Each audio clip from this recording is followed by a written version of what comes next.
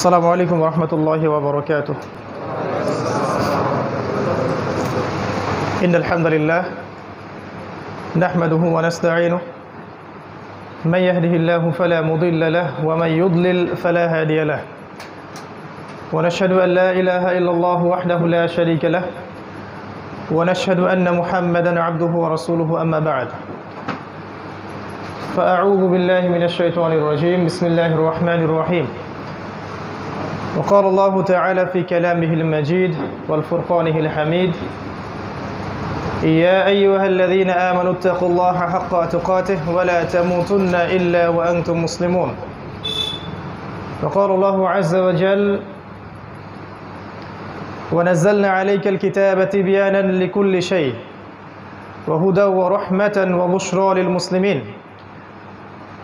وقال الله تعالى ولقد صرفنا في هذا القرآن للناس من كل مثل وكان الإنسان أكثر شيء جدلا. قال رسول الله صلى الله عليه وسلم إن الله يرفع بهذا الكتاب أقواما ويضع به الآخرين وهو يقول القرآن حجة لك أو عليك رب اشرح لي صدري ويسر لي أمري واحلل عقدة من لساني يفقه قولي اللهم فقهنا في الدين وعلمنا التأويل آمين يا أرحم الراحمين. نعوذ بكلمة الله التامات من شر ما خلق. الحمد لله যাবতীয় প্রশংসা এবং গুণগান একমাত্র মহিয়ান ও বরিয়ান আল্লাহ সুবহানাহু ওয়া তাআলার জন্য, যে আল্লাহ আযজা ওয়া জাল আজকে আমাদেরকে সুস্থ শরীরে পবিত্র জুমার দিনে মসজিদে এসে জুমার খুতবা শ্রবণ এবং সালাত আদায়ের উদ্দেশ্যে একত্রিত করেছেন। সেই মহান রবের দরবারে শুকরিয়া জানাই আলহামদুলিল্লাহ। অগণিত অসংখ্য দরুদ এবং সালাত বর্ষিত হোক মহান আল্লাহ প্রেরিত সর্বশেষ নবী এবং চূড়ান্ত নবী মানবতার মুক্তির দূত মুহাম্মদুর রাসূলুল্লাহ সাল্লাল্লাহু আলাইহি ওয়াসাল্লামের প্রতি আমরা দরুদ পাঠ করি আল্লাহুম্মা সাল্লি আলা মুহাম্মদ আল্লাহুম্মা বারিক আলা মুহাম্মদ। সম্মানিত উপস্থিত মুসল্লি কেরাম, আজকের জুমার খুতবার সংক্ষিপ্ত আলোচ্য বিষয় হচ্ছে Dhaka, the city of Akhiruzzaman বা কিয়ামতের শহর ঢাকা। এ বিষয়ে কোরআন এবং সুন্নাহ থেকে কিছু সারগর্ভ আলোচনা আপনাদের সামনে উপস্থাপন করার চেষ্টা করব ইনশাআল্লাহ আযজা ওয়া জাল। ওয়া মা তাওফীকি ইল্লা বিল্লাহ আলাইহি তাওয়াক্কালতু ওয়া ইলাইহি উনীব। আল্লাহ রাব্বুল আলামিন আমাদের প্রত্যেককে আলোচনা শুনে বুঝে আমল করার তৌফিক দান করুন, আমিন। আমি আলোচনা শুরু করতে চাই পবিত্র কোরআনুল কারীমের সূরাতুন নাহল এর 89 নম্বর আয়াত থেকে। আল্লাহ রাব্বুল আলামিন এই আয়াতে বলেছেন আউযু বিল্লাহি মিনাশ শাইতানির রাজীম ওয়া নাযালনা আলাইকাল কিতাবা তিবয়ানান লিকুল্লি শাই ওয়া হুদা ওয়া রাহমাতান ওয়া বুশরা লিল মুসলিমিন। আল্লাহ পাক বলেছেন, হে নবী, আমি আপনার কাছে এমন একটা কিতাব নাজিল করেছি। হে নবী মুহাম্মদ সাল্লাল্লাহু আলাইহি ওয়াসাল্লাম, আমি আপনার প্রতি এমন একটা কিতাব নাজিল করেছি যেই কিতাবটি প্রত্যেকটা বিষয়ের ব্যাখ্যা। তিবয়ানান মানে ব্যাখ্যা, কুল্লি শাই প্রত্যেকটা বিষয়ের, এবং ওয়াহুদান এবং এটা হচ্ছে হেদায়েত, ও রাহমাতান এবং দয়া, ওয়া বুশরা লিল মুসলিমিন মুসলিমদের জন্য সুসংবাদ। এই আয়াতের সাথে সামঞ্জস্যপূর্ণ আরও অনেক আয়াত আছে আল কোরআনে। ফর এক্সাম্পল সূরা কাহফের 54 নম্বর আয়াত আল্লাহ পাক বলেছেন ওয়ালাকাদ সাররাফনা ফি হাযাল কুরআন লিন-নাস মিন কুল্লি মাসাল, আমি এই কোরআনের মধ্যে মানব জাতির জন্য প্রত্যেকটা বিষয় ব্যাখ্যা করেছি। সূরা বানী ইসরাঈলে এরকম একটা আয়াত আছে। তো এর সার কথা হচ্ছে যে আল কোরআন এবং সুন্নাহর মধ্যে যদি আমাদের জীবনের প্রত্যেকটা বিষয়ের সমাধান না থাকে তাহলে নিঃসন্দেহে কোরআন এবং সুন্নাহ আল্লাহর পক্ষ থেকে আসে নাই। যেই কিতাব এবং যেই সুন্নাহর মধ্যে, আদর্শের মধ্যে মানব জাতির প্রত্যেকটা বিষয়ের সমাধান থাকে না, সেটা কখনো সুপ্রিম আল্লাহর বিধান বা গ্রন্থ বা রিলিজন হতে পারে না। আমরা দেখি কোরআন এবং সুন্নাহয় প্রত্যেকটা বিষয়ের ব্যাখ্যা আছে কি নাই। আপনি যদি আপনার জীবনের ইবাদত বন্দেগীর সমাধান চান, কোরআন সুন্নাহয় পাবেন। আপনি পলিটিক্যাল সমাধান চান, কোরআন এবং সুন্নাহয় পাবেন। এটা আলাদা কথা যে আমরা সেখান থেকে সমাধান নেই বা নেই না, এটা আলাদা টপিক। আপনি ইকোনমিক সমস্যার সমাধান চান, কোরআন সুন্নাহয় পাবেন ইনশাআল্লাহ। আমরা নেই বা নেই না সেটা আলাদা সাবজেক্ট। আপনি সোশ্যাল সমস্যার সমাধান পাবেন আপনি ইনশাআল্লাহ। পারিবারিক, রাজনৈতিক, বৈশ্বিক প্রত্যেকটা বিষয়ের সমাধান ইনশাআল্লাহ কোরআন সুন্নাহয় পাবেন। এই আকীদা যার মধ্যে নাই, কোরআন সুন্নাহ অনুযায়ী আমরা তাকে প্রপার মুসলিম বলতে পারি না। আর কেউ যদি আকীদা বিশ্বাস লালন করে যে হ্যাঁ কোরআন এবং সুন্নায় প্রত্যেকটা বিষয়ের সমাধান আছে, কিন্তু আমি বৈষয়িক কারণে হোক বা দুনিয়াবী স্বার্থেই হোক মানছি না বা মানতে পারছি না, সেটা আলাদা বিষয়। অ্যাটলিস্ট আকীদা বিশ্বাস থাকতে হবে যে কোরআন সুন্নায় প্রত্যেকটা বিষয়ের ব্যাখ্যা আছে। আল্লাহ পাক এই কথাটা বলছেন এই আয়াতের মধ্যে, তিবিয়ানান লিকুল্লি শাই, প্রত্যেকটা বিষয়ের ব্যাখ্যা। তো নিঃসন্দেহে কোরআন সুন্নাহ দিয়ে আমরা আমাদের সমসাময়িক বিশ্বকেও ডিল করতে পারবো ইনশাআল্লাহ। কোরআন সুন্নাহ শুধুমাত্র রাসূলুল্লাহ সাল্লাল্লাহু আলাইহি ওয়াসাল্লামের যুগের জন্যই ছিল না, কিয়ামত পর্যন্ত থাকবে। প্রত্যেক যুগের সমাধান আমরা কোরআন সুন্নায় পাবো।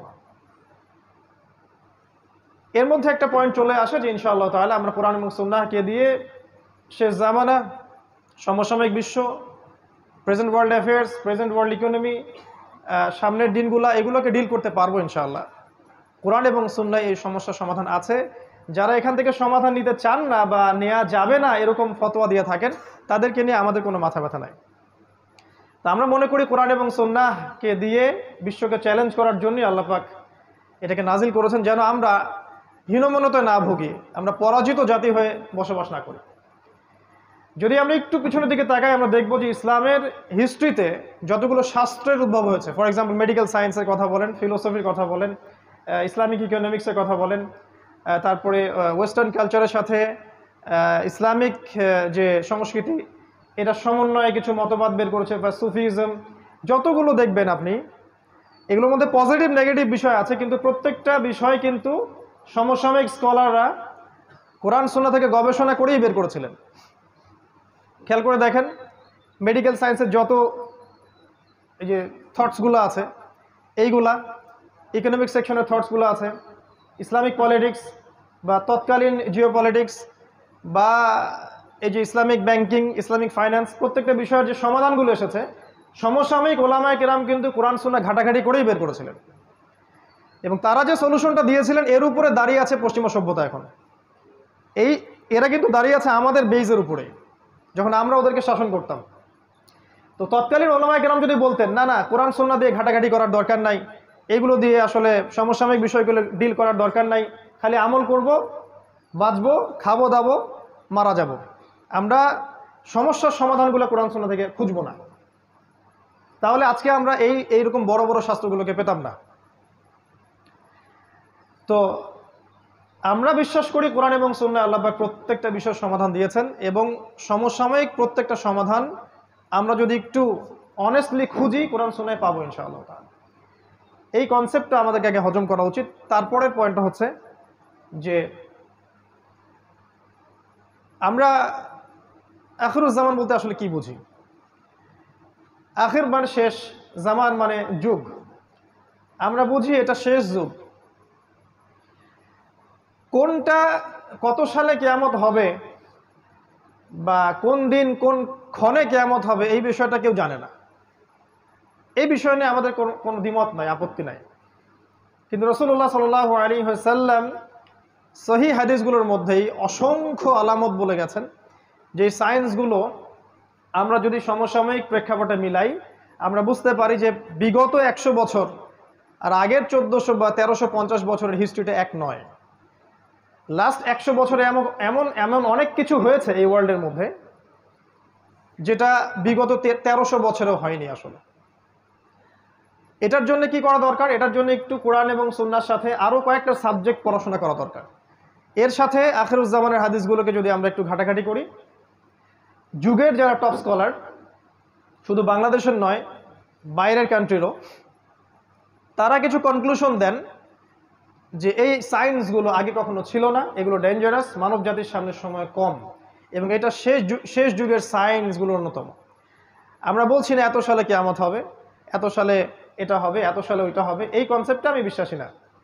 অ্যাটলিস্ট আমরা we are giving a wake up call to this উম্মাহ। আমরা এই উম্মাকে একটা ওয়েক আপ কল দিচ্ছি যে সামনের দিনগুলো আপনার জন্য এইভাবে একটা সিকোয়েন্স অনুযায়ী যেতে পারে। আল্লাহু আ'লাম বিসওয়াব, আল্লাহ পাকই ভালো জানেন, কিন্তু আমাদের ধারণা এমন হতে পারে, আমাদের ধারণা ভুলও হতে পারে, সঠিকও হতে পারে। যদি ভুল হয় আমাদের পক্ষ থেকে, সঠিক হলে আল্লাহর পক্ষ থেকে। আর যদি আমাদের ধারণা ভুলও হয়, আমরা শুধরানোর জন্য প্রস্তুত আছি। অ্যাটলিস্ট আমরা একটা ওয়েক আপ কল দিচ্ছি যে এখনকার সময় আর আগামী বিশ্বটা বিগত 1300 বছরের মতো হবে না। কোরআন এবং সুন্নাহর সাথে কোন কোন সাবজেক্টের জ্ঞান থাকলে আপনিও এটা বুঝতে পারবেন, এটা একটু বলি 2 মিনিটে। শুধুমাত্র কোরআন এবং সুন্নাহর লিটারাল জ্ঞান থাকলে হবে না। লিটারাল মানে হচ্ছে আমরা পড়লাম বুঝলাম, কাট পেস্ট যেটাকে আমরা বলি প্রোটেস্ট্যান্ট ভার্সন অফ ইসলাম।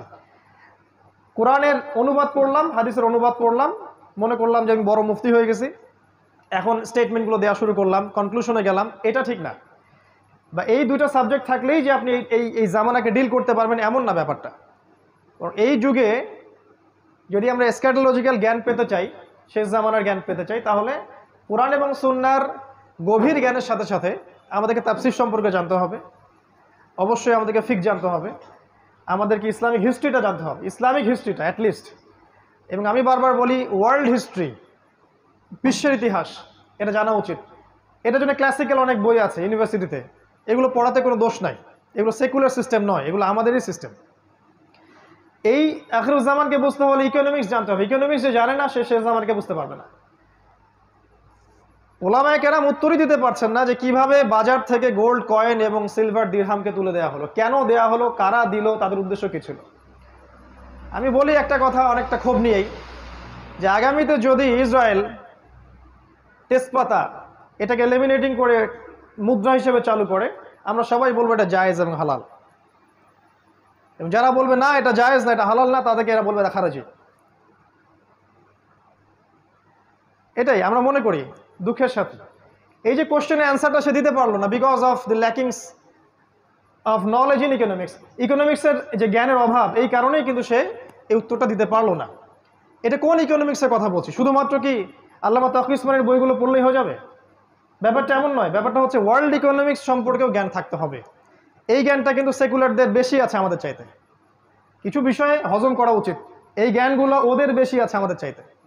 না হলে ওরা রিবাকে দিয়ে, সুদকে দিয়ে আপনাকে ডমিনেট করতে পারতো না। সারা ওয়ার্ল্ডে আপনাকে সুদ খাওয়াচ্ছে। অ্যাজ এ মুসলিম আপনি সুদ খাচ্ছে, আমি সুদ খাচ্ছি, কম বেশি সবাই জড়িত। কিন্তু আমাদের ফাইন্যান্সটা কোথায় গেল? ইকোনমিক সিস্টেমটা কোথায় গেল? আমরা কেন এমন কোনো সিস্টেম লঞ্চ করতে পারলাম না যেটা আমাদেরকে হালালের মধ্যে রাখবে? আর ওরা কিভাবে রিবা দিয়ে সারা ওয়ার্ল্ডকে ডমিনেট করলো? আজকে সকালে আমি একটা হাদিস পড়েছিলাম, যদিও হাদিসটা সনদটা দুর্বল। আলী রাদিয়াল্লাহু আনহু সে হাদিসের বর্ণনাকারী ছিলেন। তিনি বলছিলেন দাজ্জালকে ফলো করবে এমন কিছু মানুষ যারা সুদখোর, যারা রিবা বা সুদকে কেন্দ্র করে তাদের পুরো ইকোনমিক সিস্টেমটা লঞ্চ করেছে। কোন কান্ট্রি সেটা? আমরা যদি একটু ওয়ার্ল্ড ইকোনমিক্স ঘাঁটি, দেখবো সারা ওয়ার্ল্ডে একটা কান্ট্রি আছে, একটা সভ্যতা আছে যারা সুদকে দিয়ে সারা বিশ্ব শাসন করছে। এর মাস্টার মাইন্ড ইসরায়েল, আর সেখানে জিউসরা আছে। যাই হোক, ল্যাকিংস অফ নলেজটা কোথায়? ইকোনমিক সেকশনে ছিল না। এটা শেষ জামানার জ্ঞান অর্জন করতে হলে আপনাকে থাকতে হবে। আরেকটা সাবজেক্টের কথা আমি বলি বারবার, সেটা হলো যে জিও পলিটিক্স। এটা আপনারা আমার চেয়ে হয়তো ভালো বোঝেন, যারা ইউনিভার্সিটিতে পড়েন তারা আরও ভালো বোঝেন। জিও পলিটিক্যাল নলেজ না থাকলে এই ভূ রাজনৈতিক প্রেক্ষাপটটা বুঝতে পারবে না। কেন চায়না রাশিয়া একসাথে, কেন ন্যাটোর সাথে টার্কি, কেন পাকিস্তান নিউক্লিয়ার ওয়েপেন্স থাকার পরেও কিছু করতে পারে না ইসরায়েল এগেনস্টে, এগুলো আপনি অ্যান্সার পাবেন না যদি জিও পলিটিক্যাল নলেজ আপনার না থাকে। আমাদের দেশের পররাষ্ট্রনীতিগুলোর মধ্যে আমরা অনেকে চাই যে খুব এগ্রেসিভ হোক, কেন আমরা পারি না?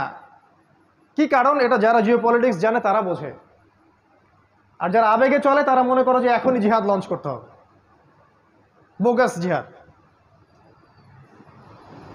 আবার অনেক প্রশ্নের উত্তর, কিভাবে ইসরায়েল রাইজ করলো, কেন ব্রিটেন সারা ওয়ার্ল্ডকে শাসন করেছিল, তারপরে কিভাবে তারা আমেরিকাকে নিয়ে আসলো, রিপ্লেস করলো, অনেক প্রশ্নের উত্তর পাবেন না আপনি যদি আপনি জিও পলিটিক্স না জানেন, এর সাথে কোরআন সুন্নাহ না জানেন। ওরা কি করেছে সেকুলাররা? ওরা শুধু জিও পলিটিক্সকে নিয়েছে, কোরআন সুন্নাহকে নেয় নাই। আর আমরা বলছি কোরআন সুন্নাহর বেসিসেই আপনাকে জিও পলিটিক্স পড়তে হবে। দেন সূরা মাইদা পড়েন, আল্লাহ পাক বলেছেন পররাষ্ট্রনীতি কেমন হতে হবে। লা তাত্তাখিযুল ইয়াহুদা ওয়ান নাসারা আউলিয়া, আল্লাহ পাকের স্টেটমেন্ট। আমরা কিন্তু এখানে হেদায়েত নেই নাই। লা তাজিদান্না আশাদ্দান নাস আদাওয়াতাল লিল্লাযিনা আমানু আল ইয়াহুদ ওয়াল্লাযিনা আশরাকু। মুমিনদের জন্য সবচেয়ে বড় শত্রু দুইটা দল, আল ইয়াহুদ আল্লাযিনা আশরাকু, যারা শিরক করে। এগুলো কি সাহাবায়ে কেরাম মেনে চলেন নাই? ওই সময় আমাদের মাথা ছিল উঁচু, আমরা এখন মেনে চলি না, আমাদের মাথা আজকে নিচু। জিও পলিটিক্স জানতে হবে। এর সাথে আমি বলি একটা সাবজেক্ট, সেটা হচ্ছে যে ইন্টারন্যাশনাল মনিটারি সিস্টেম সম্পর্কে জ্ঞান রাখতে হবে, যেটাকে আমরা বলি ওয়ার্ল্ড ব্যাংক এবং IMF। আরও কিছু সাবজেক্ট আছে, মূল এই সাবজেক্টগুলো যদি আপনি না জানেন কোরআন সুন্নাহর সাথে, তাহলে আখিরুজ্জামান আপনি চিনতে পারবেন না। এটা সম্ভব না। শুধুমাত্র কোরআন এবং সুন্নাহর লিটারাল অর্থগুলো পড়ে আপনি কখনো বুঝতে পারবেন না আসলেই ওয়ার্ল্ডে কি হচ্ছে। এই জন্য যখন আপনি কোনো স্টেটমেন্ট দিবেন মানুষ বলবে এটা পাগল হয়ে গেছে। তা আমরা বলছি যে নিউক্লিয়ার ওয়ার সামনে আসছে, আমরা বলছি দাজ্জাল জেরুজালেম থেকে বিশ্ব শাসন করবে, পাল্টা পোস্ট দিয়ে রাখলো স্কুল বয় টাইপের কিছু মানুষ, দাজ্জাল খোরাসান থেকে বের হবে। ভাবখানা এমন যে হাদিসগুলো আমরা কখনো পড়িই নাই। আমরা যদি একটা কোশ্চেনই করি তাহলে রাসূলুল্লাহ সাল্লাল্লাহু আলাইহি ওয়াসাল্লাম মদিনা ইবনে সাইয়্যদকে দাজ্জাল কেন মনে করতেছেন? Answer me. রাসূলুল্লাহ সাল্লাল্লাহু আলাইহি ওয়াসাল্লাম মদিনায় ইবনে সাইয়্যদকে কেন দাজ্জাল মনে করছেন? হে ওমর, ও যদি দাজ্জাল হয়ে থাকে তুমি ওকে হত্যা করতে পারবে না, আর ও যদি দাজ্জাল না হয়ে থাকে নিরাপরাধ ব্যক্তিকে হত্যার মধ্যে কোনো ফল নেই।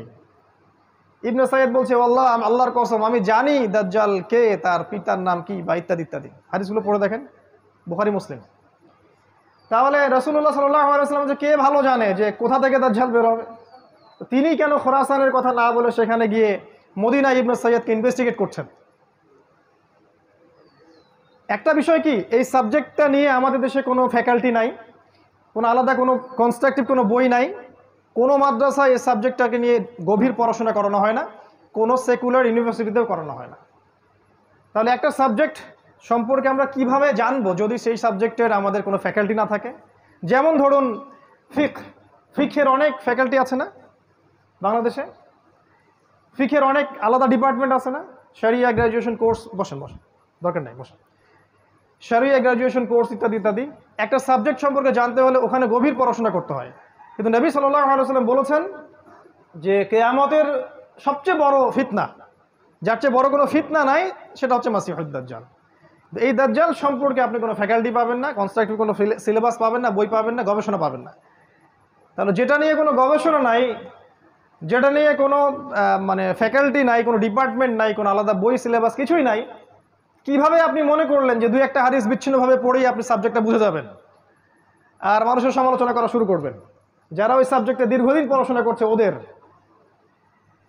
তো ইনশাআল্লাহ তাআলা এসব স্কুল বয়দের প্রশ্নের উত্তরগুলো আমরা একটা বই আকারে ছাপিয়ে দেবো ইনশাআল্লাহ, কারণ ইন্ডিভিজুয়ালি প্রত্যেকের উত্তর দিতে গেলে আমাদের সময় চলে যাবে, ততদিনে মালহামা শুরু হয়ে যাবে আর কি। তো আমরা আখিরুজ্জামানকে বুঝতে হলে এই সাবজেক্টগুলো দিকে খেয়াল রাখি। আল্লাহ পাক সবাইকে তৌফিক দান করুন, আমিন। ইনশাআল্লাহ তাআলা আমরা একটা সিলেবাস লঞ্চ করে দিব যেখানে একটা জেনারেল এডুকেটেড মানুষ কিভাবে এই সবগুলো সাবজেক্ট পড়াশোনা করবেন, বইয়ের নাম, লেখকের নাম সহ আমরা বলে দিব ইনশাআল্লাহ, যতটুকু আমরা আমাদের ক্ষুদ্র জ্ঞানে পারছি। এর চেয়েও যে ভালো হতে পারে না এমন নয়, তবে আমরা জাস্ট একটা শুরু করতে চাচ্ছি, এবং এই ব্যাপারটার নাম দিয়েছি আমরা ডিপ্লোমা ইন ইসলামিক স্টাডিজ। এবং সেখানে আমরা অবশ্যই স্ক্যাটোলজি বা শেষ জামান একটা সাবজেক্ট রাখবো, একটা বিভাগ রাখবো ইনশাআল্লাহ। Dhaka, the city of Akhiruzzaman. আমি ঢাকাকে অন্যভাবে দেখি, যারা ঢাকায় থাকেন তারা হয়তো এভাবে দেখেন না। এটাই স্বাভাবিক যে বাহির থেকে দেখার ব্যাপারটা একরকম, আর আপনি যে ওখানে বসে আছেন তখন আপনার দৃষ্টিতে এগুলো ধরা না পড়াটাই অনেকটা স্বাভাবিক। আর মেজর কয়েকটা পয়েন্টস বলবো আমি, কারণ সবগুলো বলার সময় আমরা খুতবায় পাবো না। কোরআন এবং সহিহ সুন্নাহ থেকে আমরা আখিরুজ্জামানের যতগুলো সাইন পাচ্ছি, এগুলোর মধ্যে কিছু কিছু সাইন আছে এমন যেগুলোর সাথে ঢাকার ব্যাপারটা 100% মিলে যায়, এবং এটা সময়ের ব্যাপার মাত্র যে কবে আল্লাহ পাকের গজব এখানে চলে আসে। আমরা তো এটা মনে করি এটা আল্লাহ পাকের বিশাল বড় দয়া যে এখন পর্যন্ত এখানে এই গজবটা আসে নাই, কিন্তু আমরা কি আসলে শুকরিয়া আদায় করি কিনা? আমার দৃষ্টিতে ধরা পড়ে যে ঢাকা, যদি আমরা এখন অন্য জায়গায় বসে আছি, বাট এই লেকচারটা ঢাকাবাসীর জন্যে স্পেশালি, এবং ঢাকার মতো যতগুলো শহর আছে এই সারা বিশ্বে, বস্তুবাদী শহর, মেটেরিয়ালিস্টিক, যেখানে সময় খুব দ্রুত পাস করে, মানুষের জীবনযাত্রার লাইফ লেন খুব ফাস্ট লাইন অফ লাইফ, মানুষ পাশবিক জীবনযাপন করে, যেখানে বিশ্বাসের কোনো মূল্য নাই, যেখানে প্রতারণার ছড়াছড়ি, যেখানে আবেগ অনুভূতিগুলো ঠুনকো হয়ে গেছে, পারিবারিক বন্ধনগুলো ভেঙে যায়, হৃদ্যতা ভালোবাসাগুলো নাই, সবার মধ্যে একটা যেন অবিশ্বাস যে এই না জানি এ আমাকে ঠকিয়ে দেয় কিনা, একটা আনস্যাটিসফাইড জেনারেশন এবং আনস্যাটিসফাইড সিভিলাইজেশন, অসন্তুষ্ট, কোনো কিছুকে নিয়ে সন্তুষ্ট না, ইল্লা মাশা আল্লাহ, কিছু মানুষের বাইরে, সেটা আমি আলাদাভাবে বলছি, আমি ওভারঅল বলছি। দেখুন, এক নাম্বার আমার সেন্সে ধরা পড়ে যে ঢাকা এই শহরটা মানুষকে বস্তুবাদী বানিয়েছে, বা এই শহরের মানুষগুলো শহরটাকে বস্তুবাদী বানিয়েছে। এই শহরটা বস্তুবাদিতার উপর দাঁড়িয়ে আছে। এটা কি বোঝেন কি না? সকালবেলা থেকে সন্ধ্যা রাতে ঘুমানো পর্যন্ত একটাই চিন্তা মানুষের, কিভাবে আমি আমার রিজিকটাকে অর্জন করব, কিভাবে আমি আমার স্ত্রী সন্তানকে মানুষ করব বা ভরণ পোষণ দিব, কিভাবে আমি দুবেলার ভাত অন্ন যোগাবো। এখানে যেন মানুষ বাঁচার জন্য লড়াই করে, সকাল থেকে সন্ধ্যা পর্যন্ত ছুটছে আর ছুটছে। ছোটার স্পিডটা দেখতে আপনাকে ওই যে ওভার ক্রসিংগুলো আছে এর উপর উঠতে হবে একটু কষ্ট করে, এবং একটু রিল্যাক্স মুডে আপনি দেখবেন কিভাবে মানুষ ছুটছে। কোথায় জানি মানুষ ছুটছে, মনে হচ্ছে মানুষ জান্নাতের দিকে ছুটছে। যদি এমন হতো এভাবেই মানুষ জান্নাতের দিকে ছুটতো, খেয়াল করে দেখবেন ছুটছে আর ছুটছে ছুটছে। এই ভোর থেকে শুরু হবে রাত 12টা 1টা 2টা 3টা পর্যন্ত। ঢাকায় যেন কখনো রাত হয় না, 24 ঘন্টায় দিন। এখানে টাইম যায় রাসূলুল্লাহ সাল্লাল্লাহু আলাইহি ওয়াসাল্লামের সেই হাদিসের মতো, তিনি বলেছিলেন আখিরুজ জামানে সময় যাবে বছর মাসের মতো, মাস সপ্তাহের মতো, সপ্তাহ দিনের মতো। ঢাকায় যেন সময় তাকে আটকানো যায় না, সময়ের মধ্যে বারাকা নাই। আপনারা এখন যেখানে বসে আছেন এখানে সময়ে বারাকা আছে, এখানে আপনি সময়কে দ্রুতভাবে পাস করতে দেখবেন না। আমাদের সেকুলার আইসগুলো অবশ্যই ধরতে পারবে না, তাদের কাছে মনে হয় সময় ক্যালকুলেটেড, 24 ঘন্টা দিন রাত। আল্লাহ পাক যে সময়কে কন্ট্রোল করেন, সময়ে বারাকা দিতে পারেন, এটা ওরা বিশ্বাস করবে না। একজন সাহাবী 40 বছর বয়সে যা যা করেছেন, এই জেনারেশনে 100 বছর হায়াত পাওয়া মানুষ সেটা করতে পারে না। রাসূল সাল্লাল্লাহু আলাইহি ওয়াসাল্লাম নিজে একদিনে যতগুলো কাজ করতেন, আমরা মনে হয় 1 বছর এতগুলো কাজ করতে পারি না। সময় আল্লাহ কন্ট্রোল করেন, এখানে বারাকা দেন। ঢাকায় ফার্স্ট লেন অফ লাইফ, খুব দ্রুত মানুষ ছোটে, যেন মানুষ ছুটতেছে জান্নাতের দিকে। আসলে তারা কোন দিকে ছুটছে? তারা ছুটছে মূলত বস্তুবাদী ভোগবিলাসের দিকে। আল্লাহ পাক যেগুলো বলেছেন, যুয়িনা লিন-নাস হুব্বুশ শাহাওয়াতি মিনান নিসা, এই যে 6টা বিষয় বা 5টা বিষয় আল্লাহ পাক বলেছেন, এগুলোর পিছনে মানুষ ছোটে। খাওয়া, পড়া, ভরণ পোষণ, আরেকটু প্রোগ্রেস, আরেকটু স্ট্যাটাসকে বাড়ানো যায় কিভাবে, আমার আছে 1 কোটি টাকা, কেমন করে এটা 2 কোটি হবে, আমার 5 তলা বিল্ডিং আছে, কেমন করে এটা 10 তলা হয়। এই বস্তুবাদিতার দিকে ঢাকা ছুটছে। আপনি জানেন কি না এটা কিয়ামতের একটা আলামত, এটা আখিরুজ্জামানে কিয়ামতের বড় একটা সাইন, যে মানুষ দুনিয়ার পিছনে ছুটবে, দিন থেকে মানুষ সরে যাবে। এবং আল্লাহ পাক গজব হিসেবে এই মুসলিম জাতির উপরে এই দুনিয়ার চাকচিক্যটাকে উন্মুক্ত করে দিবেন। হাদিস এভাবে এসেছে, এই দুনিয়ার চাকচিক্য তোমাদের জন্য উন্মুক্ত করা হবে, ঠিক যেমন পূর্ববর্তীদের জন্য করা হয়েছিল। আর এই দুনিয়া তোমাদেরকে ধ্বংস করবে, ঠিক যেমন করে পূর্ববর্তীদেরকেও দুনিয়া ধ্বংস করেছে। এটা হচ্ছে ফিউচার এই বস্তুবাদী ঢাকার। 2 নম্বর হচ্ছে, দেখুন এখানে যতগুলো সিস্টেম আছে, এই সিস্টেমগুলো দাঁড়িয়ে আছে অন দ্য বেসিস অফ শিরক অ্যান্ড কুফর। শুধুমাত্র এই শহরটার কথা আমি বলছি না, এরকম যত শহর আছে সারা ওয়ার্ল্ডে তাদের কথা বলছি। দাঁড়িয়ে আছে education system on the basis of শিরক, আপনার political system on the basis of কুফর অ্যান্ড শিরক, আপনার ইকোনমিক সিস্টেম দাঁড়িয়ে আছে শিরকের উপরে। কেউ ডিবেট করতে চাইলে আমি রাজি আছি, কিন্তু প্রমাণ করতে পারবো যে এগুলো শিরকের উপর দাঁড়িয়ে আছে। এখানে জ্ঞানের সংজ্ঞা শেখানো হয়েছে যে পরীক্ষা নিরীক্ষা পর্যবেক্ষণের মাধ্যমে যেটা লাভ করবেন সেটা জ্ঞান। আর আল্লাহ পাক বলছেন আল্লাহর পক্ষ থেকে যা নাজিল হয় সেটাই চূড়ান্ত জ্ঞান। কুফর এবং শিরক এখানে শেখানো হয়েছে। জ্ঞান অর্জনের কি উদ্দেশ্য? একটা জব, একটা চাকরি। এই জন্য বড় বড় চাকচিক্যময় ইউনিভার্সিটি গড়ে উঠেছে এখানে শহরের মধ্যে। এবং এই ইউনিভার্সিটিসগুলো আমাদেরকে কি শিখাচ্ছে আসলে দিন শেষে? ওজুর মাস আলা, গোসলের মাস আলা, 10টা হাদিস, 20টা কোরআনের আয়াত, 10টা সূরা, ইতিহাস, ফিক। আপনাকে শেখাচ্ছে কিভাবে আপনি একটা চাকরি অর্জন করবেন, আপনার স্ট্যাটাস বাড়বে, বাড়ি গাড়ি করবেন, খাবেন, ফুর্তি করবেন, এনজয় করবেন, পাশবিক লাইফ লিড করবেন, দেন ইউ উইল ডাই, আপনি মারা যাবেন। মারা যাওয়ার পরে আপনার 3 বার জানাজা পড়ানো হবে 3টা জায়গায়। তারপর 3 দিন পর মানুষ আপনাকে ভুলে যাবে। এবার গন ফ্রম হিস্ট্রি, আপনি হিস্ট্রি থেকে, ইতিহাস থেকে আপনার নাম শেষ, মুছে গেছে। ঢাকা আপনাকে এটা শেখাচ্ছে এবং এর মতো যত সভ্যতা আছে এগুলা। এটা বস্তুবাদী এডুকেশন সিস্টেম। আল্লাহ পাক বলেছেন আমার নাজিল করা যে শিক্ষা ব্যবস্থাটা হচ্ছে এমন, মানুষ জ্ঞান অর্জন করবে আল্লাহকে পাওয়ার জন্য। জ্ঞান অর্জনের উদ্দেশ্য হবে দিন প্রচার করা, প্রতিষ্ঠা করা, বিনয়ী হওয়া, নম্র হওয়া এবং জ্ঞান অনুযায়ী আমল করা। জ্ঞান এমন হবে উপকারী যেটা আল্লাহর পক্ষ থেকে নাজিল হয়, যে জ্ঞান আমাদেরকে আল্লাহ থেকে দূরে সরাবে না, বরং কাছাকাছি নিয়ে আসবে।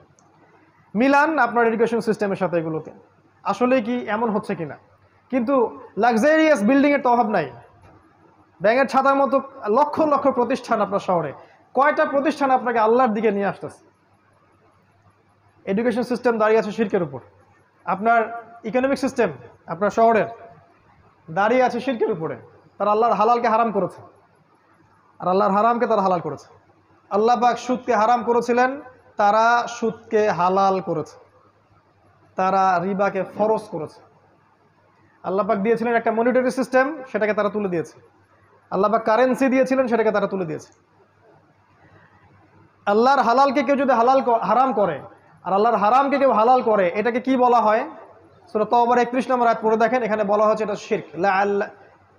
কি জানেন একটা? হ্যাঁ, না এটা না, যাই হোক, আমি এই মুহূর্তে মনে করতে পারছি না। শেষের শব্দটা দেখবেন যে এখানে শিরকের কথা বলা আছে। ইত্তাখাযু, মনে পড়ছে, ইত্তাখাযু আহবারহুম ওয়া রুহবানহুম আরবাবা মিন দুনিল্লাহ ওয়াল মাসীহ ইবনে মারইয়াম। তারা কি করেছিল? আল্লাহকে বাদ দিয়ে, খ্রিস্টানদের কথা বলা হচ্ছে, জিউসদের কথা বলা হচ্ছে, পাদ্রী দরবেশ এদেরকে রবের আসনে বসিয়েছিল। ভালো করে শোনে না একটা, তারা পাদ্রী এবং দরবেশদেরকে রবের আসনে বসিয়েছিল এবং ঈসা আলাইহিস সালামকে রবের আসনে বসিয়েছিল। ওয়ামা উমিরু ইল্লা লিয়াবুদু ইলাহা ওয়াহিদা, কিন্তু ওদেরকে শুধু আদেশ করা হয়েছিল তারা এক আল্লাহর ইবাদত করবে। এই আয়াতটা যখন পড়া হচ্ছে আদী ইবনে হাতেমের সামনে, তা আদী ইবনে হাতেম বলছেন যে আমরা তো আমাদের পাদ্রী দরবেশদের ইবাদত করি না ইয়া রাসূলুল্লাহ।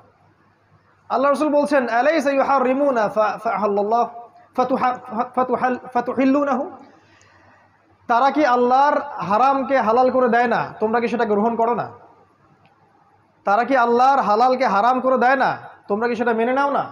বা তারা কি আল্লাহর হারামকে হালাল করে না, তোমরা কি সেটা মেনে নাও না? তখন আদী ইবনে হাতেম বলল যে হ্যাঁ, বেলা ইয়া রাসূলুল্লাহ, এটা তো আমরা করি। আমরা হয়তো সরাসরি ওদের ইবাদত করি না, ওদেরকে সেজদা করি না, ওদের সামনে নজর মানত করি না, কিন্তু ওরা আল্লাহর হালালকে হারাম করলে আমরা মেনে নিচ্ছি, আর ওরা আল্লাহর হালালকে যদি হারাম করে ফেলে আমরা মেনে নিচ্ছি। আল্লাহ রাসূল বলেন সাল্লাল্লাহু আলাইহি ওয়াসাল্লাম, তিলকা ইবাদাতুহুম, এটাই হচ্ছে ওদের ইবাদত করা। এখন আপনি আসেন আপনার সিস্টেমের দিকে। আল্লাহ পাক সুদকে হারাম করেছেন, আমরা কি করেছি? হালাল করেছি। আল্লাহ পাক মাদককে হারাম করেছেন, আমরা হালাল করে নিয়েছি। নিজেকে প্রশ্ন করেন, আমরা কিন্তু মন থেকে হালাল করে নিয়েছি। আল্লাহ পাক জিনাকে হারাম করেছেন, আমরা উন্মুক্ত করছি। আল্লাহ পাক খিলাফাকে হালাল করেছেন, আমরা হারাম করেছি। আল্লাহ পাক অনেক কিছুকে হালাল করেছেন যেগুলোকে আমরা হারাম করে নিয়েছি, বা আবার আল্লাহ পাক অনেকে হারামও করেছেন যেগুলোকে আমরা হালাল করে নিয়েছি। এই সিস্টেমটা যদি চলতে থাকে, এটাকে আল্লাহ পাক বলেছেন শিরক। ওয়া উমিরু ইল্লা লিয়াবুদু ইলাহা ওয়াহিদা লা ইলাহা ইল্লা হু সুবহানাহু ওয়া তাআলা আম্মা ইউশরিকুন। এই কথাটা বলতে যাচ্ছিলাম, আম্মা ইউশরিকুন, তারা যে শিরক করছে আল্লাহর সাথে, এখান থেকে আল্লাহ পাক পবিত্র। তার মানে এই কাজটাকে আল্লাহ পাক শিরক বলেছে। তো আপনার শহরের এডুকেশন সিস্টেম, আপনার ব্যাংকিং সিস্টেম, আপনার ফাইন্যান্স, আপনার ইকোনমিক সিস্টেম, এগুলো দাঁড়িয়ে আছে শিরকের উপরে এবং কুফরের উপরে। এর জন্য আপনি একা দায়ী নন, এর জন্য আমাদের রাষ্ট্র দায়ী নয়, এর জন্য আমাদের শুধু এই ওলামায়ে কেরাম বা আমরা যারা সাধারণ জনগণ আমরাই দায়ী নই, ব্যাপারটা এমন নয়। আমাদের দোষ আছে, কিন্তু বড় দোষটা অন্য কারো, যাদের দিকে আমাদের চোখ নাই। আমাদের চোখটা হচ্ছে আপোষের ইখতলাফগুলোর দিকে আমাদের চোখটা বেশি আর কি। কীভাবে আমরা আমাদের মধ্যে ইখতলাফ করে মারামারি কাটাকাটি করে বিভক্ত হব, এদিকে চোখটা আমাদের বেশি। বড় যে মূল এনিমি, ওর দিকে আমাদের চোখটা কিন্তু আসলে নাই। তো এটা আপনার ঢাকা। আরও আছে আপনার ঢাকার পলিটিক্যাল সিস্টেম, দাঁড়িয়ে আছে অন দ্য বেসিস অফ শিরক। শুধু এই শহরের না, পুরো ওয়ার্ল্ড ওয়াইড, গ্লোবালি। তবে এটা চিরদিন থাকবে না ইনশাআল্লাহ। এটা একসময় ছিলও না, একসময় থাকবেও না। মাঝখানে একটা সময় আপনি পাচ্ছেন। এক সময় ছিল খেলাফা, আর পৃথিবীর শেষও হবে খেলাফা দিয়ে। এই উম্মতে মুহাম্মাদির স্টার্টিংটা ছিল খেলাফা দিয়ে।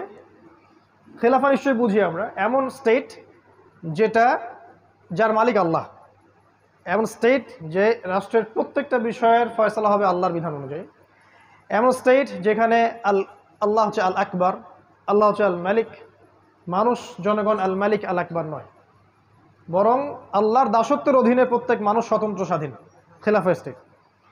একটা সময় ছিল উমর ইবনুল খাত্তাবের যুগে, আবু বকর সিদ্দিকের যুগে, উসমান আলী, এই সময় ছিল, এখন নাই। একটা সময় আবার আসবে, কে আনবে কিভাবে আসবে এটা জানতে হলে আপনি আখিরুজ্জামান স্টাডি করেন, পাবেন ইনশাআল্লাহ। আমরা জানি যে এই পৃথিবীর শেষটাও হবে খেলাফতে, এবং এই পৃথিবীতে মানব জাতির যে ইতিহাস এটাও শুরু হয়েছিল কিন্তু খেলাফা দিয়েই। ওয়াইজ কুলনা লিল মালাইকা ওয়াইজ ক্বাল রাব্বুকা লিল মালাইকা ইন্নী জাইলুন ফিল আরদি খলিফা। ওই যে খলিফা আদম আলাইহিস সালাম, তারপরে আপনার দাউদ আলাইহিস সালাম, সুলাইমান আলাইহিস সালাম, মুহাম্মদ সাল্লাল্লাহু আলাইহি ওয়াসাল্লাম, তারপরে সাহাবায়ে কেরাম, আবারও শেষটা হবে ঈসা ইবনে মারইয়ামের হাতে। ঈসা ইবনে মারইয়ামের হাতেই শেষ হবে, তিনিও হবেন কিন্তু খলিফা। কিভাবে আসবে কিভাবে হবে এটার জন্য আপনারা অপেক্ষা করতে থাকেন। সময়, টাইম উইল এক্সপ্লেইন এভরিথিং, সময় সব ব্যাখ্যা করে দিবে। কাউকে কিচ্ছু করতে হবে না, এটা আল্লাহর দায়িত্ব, আল্লাহ করে দিবে। কার দ্বারা করাবেন, কিভাবে করাবেন, এই প্ল্যান আল্লাহর কাছে আগে থেকেই করা আছে। আল্লাহ পাকে লাউহে মাহফুজে আগে থেকেই লেখা আছে যে দাজ্জালকে খুঁজতে যাওয়া সেই 10 জন ঘোড়সাওয়ারের বাবার নাম কি, তাদের নাম কি, তার বাবার নাম কি, সব কিছু রিটেন করা আছে। এত উদ্বিগ্ন হওয়ার কিচ্ছু নাই যে এখন আমাদের অবস্থা কেন এরকম, কিছুই হচ্ছে না, এত উদ্বিগ্ন হওয়ার কিচ্ছু নাই। এটা শেষ হবে খেলাফা দিয়ে। এখন যে অবস্থাটা আপনি আছেন এটা শিরকের উপর দাঁড়িয়ে আছে। যারা দাঁড়িয়ে রেখেছে, দাঁড় করিয়ে রেখেছে, তাদের প্রতি নসিহত করা ছাড়া আমাদের কোনো আসলে কাজ নাই এই মুহূর্তে। কারণ আমরা দুর্বল, আর এটা আমাদের জন্য শোভাও পায় না যে আমরা তাদের পক্ষে বিরুদ্ধে এমন কিছু করব যেটা আমাদের শক্তি নাই। আমরা নাসিহা করতে পারি, তারা যদি রিসিভ করেন আলহামদুলিল্লাহ, রিসিভ না করলে তাও আলহামদুলিল্লাহ, অ্যাটলিস্ট আপনি আপনার দায়িত্ব পালন করেছেন। কারণ প্রত্যেকেই তার কর্মফল ভোগ করবে, এটা নিয়ে আপনাকে উদ্বিগ্ন হওয়ার কিছু নাই। আপনাকে আল্লাহর জায়গায় গিয়ে কাউকে শাসন করতে হবে না, আল্লাহ সব করে দিবেন ইনশাআল্লাহ। অপেক্ষা করতে থাকেন। আপনি যাবেন সামনে এই শহরের দিকে, দেখবেন এখানে আছে মাদকের ছড়াছড়ি। আপনার শহরে, পুরো শহর জুড়ে মাদকের ছড়াছড়ি।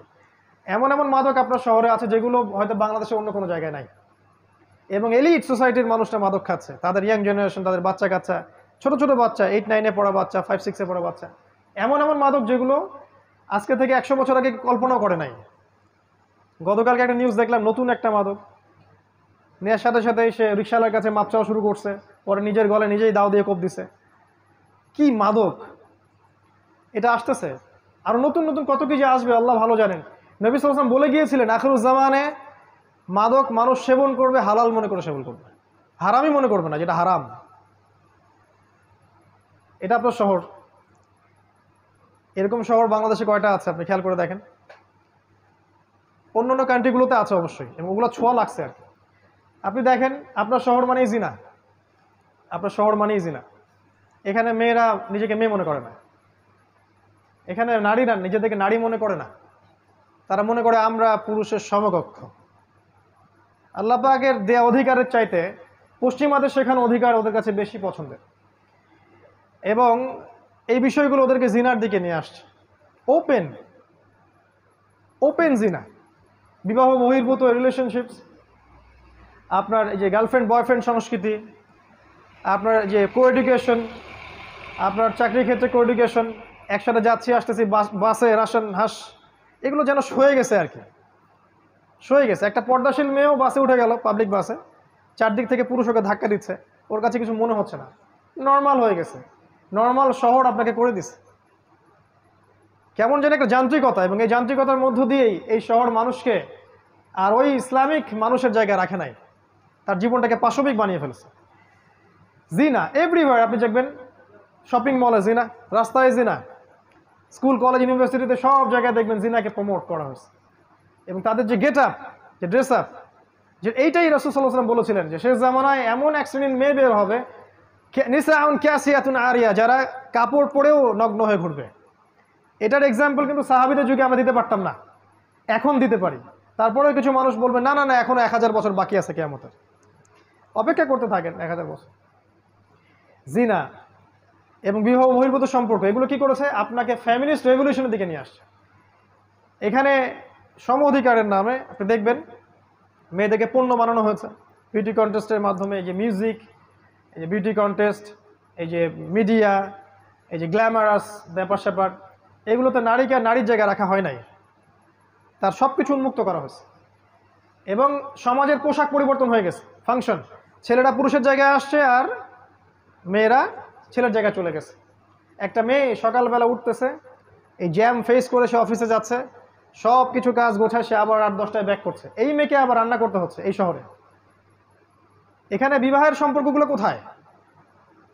স্ত্রীকে সাথে নিয়ে রাস্তায় হাঁটা বা চাঁদ দেখা বা একটু খোলা বাতাসে ঘোরা, এগুলো তো এখানে কল্পনা করা যায় না। তার কোলে মাথা রেখে কোরআন তেলাওয়াত করা, এটাই শহরে সম্ভব হয় না, ইল্লা মাশাআল্লাহ। এতে করে বন্ধনগুলো ভেঙে যায়, পারিবারিক মূল্যবোধগুলো ভেঙে যায়। ডিভোর্স বাড়তেছে আপনার শহরে, এবং আপনার শহরে ডিভোর্স বাড়তেছে, পরকীয়া বেশি হচ্ছে, এবং পরকীয়ার বলি হচ্ছে কিন্তু হত্যা। পরকীয়া মানে কিন্তু হত্যা। পরকীয়ার পরে একটা খুন ছাড়া কোনো সলিউশন থাকে না। ওই যে দেখলাম 6 টুকরা লাশ, আল্লাহ ভালো জানেন সত্য না মিথ্যা, আমরা দেখেছি। এরকম ঘটনা একটা দুটো না, অনেকগুলো হয়। এবং যদি সত্যিকার অর্থেই আপনি পরিসংখ্যান দাঁড় করান, আপনি দেখবেন এটাও একটা হাদিসের সাথে মিলে যায়।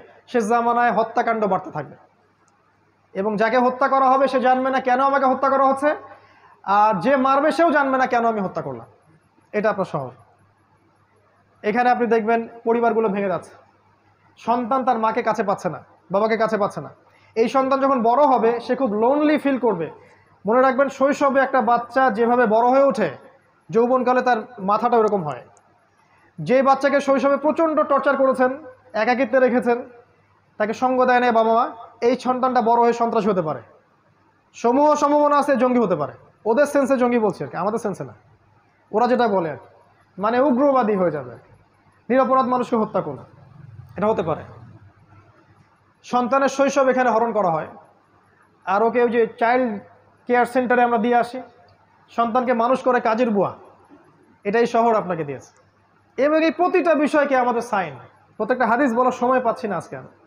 এই শহর আপনাকে আরও দিয়েছে সময়ের দ্রুততা, এখানে সময় দ্রুত পাস করে, এখানে সময়ের সাকিনা নেই। এই শহরের একটা ছেলেকে যদি আপনি একটা প্রত্যন্ত কোনো গ্রামে রেখে আসেন, সব টেকনোলজিকে বাদ দিয়ে স্মার্টফোন টোন ক্যান্সেল করেন, হি উইল বিকাম ক্রেজি, সে পাগল হয়ে যাবে, চলতেই পারবে না সে, ওর মাথা খারাপ হয়ে যাবে যে আমি কিভাবে সময় কাটাবো এখন। এখানকার যুব সমাজ বা এখানকার ছেলেরা, ছোট ছোট বাচ্চা যারা আছে, কিশোর এবং যুবকেরা, এরা ওদের মতো ওই প্রত্যন্ত জায়গায় ফুটবল খেলতে পারে না, চড়ের মধ্যে হাঁটতে পারে না, ওখানে বালুর সাথে, বাতাসের সাথে, মাটির সাথে ভিজতে পারে না, এরা বৃষ্টিতে ভেজে না, এরা হাইজেনিক ফুড খায় না, ম্যানুফ্যাকচার্ড করাপ্টেড ফুড খায়। এদেরকে খেয়াল করে দেখবেন, এরা ফিজিক্যাল স্ট্রাকচারে ওদের মতো শক্ত না। একটা গ্রামের ছেলে অনেক বেশি শক্ত, একটা গ্রামের মেয়ে অনেক বেশি শক্তিশালী। এখানকার একটা মেয়ে নর্মাল ডেলিভারি দিতে পারবে না, একটা গ্রামের মেয়ে 10টা বাচ্চা দিতে পারবে নর্মাল, কিছুই লাগে না। নবীজি বলেছিলেন শেষ জামানায় মেয়েদেরকে ধরা হবে, পেট কেটে ফেলা হবে। এখন বলবে এই হাদিসের ব্যাখ্যা করতে যাবেন না। কিছু আমাদের ভাই আছে Protestant version of Islam follow করে, না না এটার ব্যাখ্যা করার দরকার নাই। যে ব্যাখ্যার অধিকার আপনি আমার থেকে হরণ করেন কেন? ব্যাখ্যাটা করছি, সত্য হলে হবে, না হলে হবে না, ব্লেম তো আমার ঘরে আসবে কিয়ামতের দিন, আপনাকে টেনশন করার দরকার কি? আমরা বলছি এটা সিজার, শেষ জামানায় মেয়েদেরকে ধরা হবে, পেট কেটে ফেলা হবে এবং পেটের ভিতর যা আছে বের করে ফেলা হবে। আরো বলেছেন নবীজি শেষ জামানায় গর্ভপাত বাড়তে থাকবে।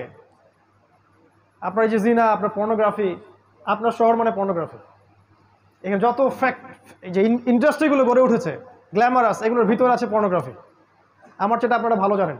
এবং এই প্রতিটা সেক্টর, এই আপনার ইন্ডাস্ট্রিয়াল সেক্টরগুলো, এই যে মাদকের সেক্টরগুলা, মিউজিশিয়ানগুলা, আর অন্যান্য যারা যারা আছে এই লাইনে, এদের মধ্যে একটা বড় অঙ্কের মানুষ হচ্ছে সমকামী, দে আর হোমোসেক্সুয়াল, এবং ওদের সংগঠনও আছে, আপনার শহরেই আছে। এটা আপনার শহর Dhaka, the city of Akhiruzzaman. এখানে আপনি দেখবেন কনস্ট্রাকটিভ বিল্ডিং, উঁচু উঁচু বিল্ডিং। এই দৃশ্য আজকে থেকে 100 বছর আগে এই বিশ্ব দেখে নাই, যে প্রতিটা শহরে বড় বড় উঁচু উঁচু বিল্ডিং। আর নবী সাল্লাল্লাহু আলাইহি ওয়াসাল্লাম তার জীবনের শেষের দিকে একটা হাদিস বলেছেন, লাস্টের দিকে জিবরাইল আলাইহিস সালাম এসে জিজ্ঞাসা করেছিলেন ইমান কাকে বলে, ইসলাম কাকে বলে, কিয়ামত কবে হবে ইত্যাদি। নবীজি এই হাদিসে বলেছেন কিয়ামত কবে হবে আমি জানি না, বা এভাবে বলেছেন যে তোমার জ্ঞান মাল মাসউল আনহা বিআ'লাম মিনাস সাইল, প্রশ্নকারীর চেয়ে উত্তরদাতা বেশি জানে না। কিন্তু আলামত দুইটা বলতেছে, মাত্র দুইটা। একটা হচ্ছে ওয়ান তারাল হুফাতাল উরাতাল আলাতা রিয়া আশ-শাইয়া তাতাওয়ালুনা ফিল বুনিয়ান, যখন আপনি দেখবেন যে সমাজের সবচেয়ে নিম্ন শ্রেণীর মানুষেরা, রাখাল টাইপের মানুষ, কাপড় নাই গায়ে, পায়ে স্যান্ডেল নাই, এরা উঁচু উঁচু বিল্ডিং নির্মাণের প্রতিযোগিতা করবে, তখন আপনি অপেক্ষা করেন কিয়ামতের জন্য। এই দৃশ্যটা কি লাস্ট 100 বছরের বিশ্ব দেখেছে কিনা? আপনার শহরের দৃশ্যকে দেখে প্রতিদিন প্রতি রাত, এখানে সূর্য ওঠে বিল্ডিংয়ের ফাঁক দিয়ে, সূর্য ডোবে বিল্ডিংয়ের ফাঁক দিয়ে।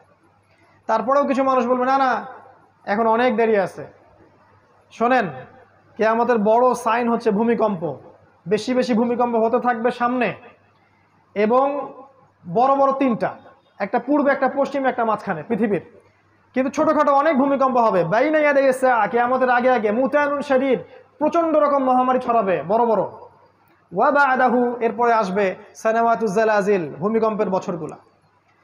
যদি এখনকার এই মহামারীর সিজনটাই সেই মহামারী হয়ে থাকে, আমি শিওর না, যদি হয়ে থাকে আল্লাহ ভালো জানেন, তাহলে এরপরে নিঃসন্দেহে ভূমিকম্প আসছে।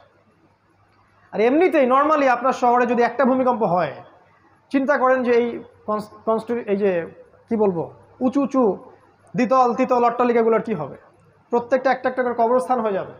আর এই কথা সেকুলাররাও বলে, শুধু তারাই সতর্ক করছে না যারা ওয়ান আইট পিপল। এটা আপনার শহর, এখানে আরো অনেক কিছু আছে। এখানে আপনি পাবেন প্রতারণা, আমানত এখানে উঠে গেছে। নবী সাল্লাল্লাহু আলাইহি ওয়াসাল্লাম বলেছিলেন কিয়ামতের আগে কি হবে? আমানত উঠে যাবে। খায়েনকে বলা হবে আমানতদার, আর আমানতদারকে বলা হবে খায়েন। এখানে সব সত্যবাদী ব্যক্তিকে মিথ্যাবাদী বলা হয়, আর এখানে সব মিথ্যাবাদীকে সত্যবাদী বলা হয়। আর এই কাজটা কে করে? এই কাজটা মিডিয়া করে। এখানে প্রত্যেকটা মিডিয়ার মধ্য দিয়ে ছড়ানো হয় নগ্নতা, অশ্লীলতা, কোনো কোনো ক্ষেত্রে মিথ্যা সংবাদ, যেটা মানুষকে ব্রেইন ওয়াশ করে। এবং অলরেডি এই পুরো এই সিভিলাইজেশন যেটা আছে ওয়ার্ল্ড ওয়াইড, এটা ব্রেইন ওয়াশড। আজকে থেকে 70 বছর আগে ইসরায়েল প্ল্যান করেছিল সারা বিশ্বের মানুষকে ব্রেইন ওয়াশ করে দিব, তারা যেন সত্য মিথ্যার মানদণ্ড খুঁজে না পায়। 70 ইয়ার্স হয়ে গেছে আজকে থেকে, দে আর সাকসিড। আপনার শহরে দেখবেন প্রতারণা, জালিয়াতি, বাটপাড়ি, চুরি, ছিনতাই, রাহাজানি, প্রত্যেকটা ইন্ডিভিজুয়ালস এগুলো কিয়ামতের আলামত। আমি বলছি না যে এই আলামতগুলো আগে কখনো ছিল না, তো এখন যেভাবে এসেছে এইভাবে কখনো ছিল না। এছাড়াও আরো বড় বড় কিছু আছে। আপনার শহরে আছে জায়নিস্ট মুভমেন্ট। আপনার শহর জায়নিস্ট মুভমেন্টের বেস। আপনার শহর থেকে প্রত্যেক গ্রামে জেলায় যে রুট লেভেল পর্যন্ত ইসলাম বিরোধী সব মতবাদগুলোকে প্রচার করা হয়।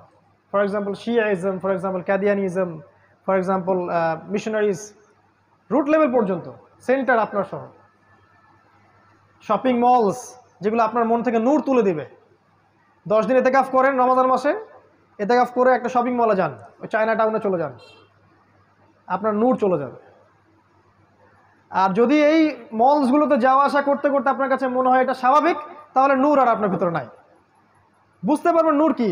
ওই 10টা দিন এতেকাফ করেন, আল্লাহর সাথে থাকেন, 10 দিন পর চলে আসেন শহরের ভিতরে, দেখেন শহরটাকে আপনার ভালো মনে হবে না, ভালো লাগবে না। এছাড়াও এখানে আছে আপনার অ্যান্টিসেমিটিজম, মানে ধর্মীয় বিদ্বেষ ছড়ানোর ব্যাপার স্যাপার। এটা কিছু মানুষ পরিকল্পিতভাবে করে, কিন্তু আমরা কিন্তু সব ধর্মের মানুষ একসাথে থাকতেই চাই, সম্প্রীতির সাথে, হৃদ্যতার সাথে, ভালোবাসার সাথে। কিছু মানুষ ভিতর থেকে একটা কাজ করে অ্যান্টিসেমিটিজম, তারা চায় যে এর মধ্যে বিভক্তি সৃষ্টি হোক এবং মানুষ আপোষে লড়াই করে নিজেরা ধ্বংস হয়ে যাক। এছাড়া এখানে আছে উম্মার বিভক্তি। দেখবেন আপনি আপনার এখানে উম্মাকে ঐক্যবদ্ধ পাবেন না। এখানে দেখবেন জাহেলদের সংখ্যা বাড়বে, আলেমদের সংখ্যা কমে যাবে। এমন স্কলার আমাকে দেখেন আপনার শহরের, যে এই শহরের থেকে এই শহরে বড় হয়ে স্কলার হয়েছে, এই শহরে জন্ম নিয়ে এই শহরে শৈশব কৈশোর যৌবন পার করে পড়াশোনা করে সে বড় স্কলার হয়েছে, যে সারা বিশ্বকে ডিল করতে পারে, যার একটা ভয়েসে সারা বিশ্বের আনাচে কানাচে মানুষ প্রেরণা পাবে বা দিক নির্দেশনা পাবে বা যুগকে বুঝতে পারবে। একটা স্কলার দেখান, বাহিরের মানুষ স্কলার হয়ে এই শহরে আসছে, এই শহর আপনাকে স্কলার প্রডিউস করতে পারে নাই। কিন্তু হ্যাঁ, আপনি এখানে ইসলাম বিরোধী স্কলার পাবেন অনেক।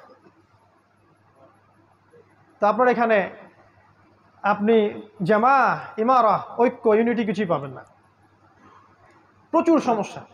এগুলোকে আমাদের সায়েন্স। এখানে আপনি পাবেন নাস্তিকতা, আপনি পাবেন কুফর, আপনি শিরক পাবেন, ফাসেকি জুলুম পাবেন। জুলম, এই শহরটা জুলমের শহর। সুযোগ পেলেই যেন আরেকজনকে ঠকাতে হবে মানসিকতা নিয়ে বড় হয়। চান্স পাইছি 200 টাকা ঠকায় দিব, ওই ঠকায় দেওয়ার ফলে মনে হলো আমার ক্রেডিট, আমি অ্যাচিভ করলাম কিছু একটা। এই শহরের মানুষ আলটিমেটলি পরকালকে ভুলে গেছে। আল্লাহর সামনে দাঁড়িয়ে ইয়াউমা ইয়াকুমুন নাস লিরাব্বিল আলামিন আয়াতটা ভুলে গেছে। সেদিন কি অবস্থা হবে? যেদিন মানুষ তার রবের সামনে দাঁড়াবে এবং তাকে প্রত্যেকটা বিষয়ের হিসাব দিতে হবে। আরও আছে, এই শহরের পুরো জেনারেশন, ইয়াং জেনারেশন স্পেশালি, তারা তাদের জীবনের লক্ষ্য থেকে সরে আসে। তাদের কোনো ইসলামিক যে অ্যাম্বিশন, ইসলামিক গোল বা the aim in life, Islamic concept এটা নাই। তারা জানে না যে তারা আসলে কি চায় জীবনে।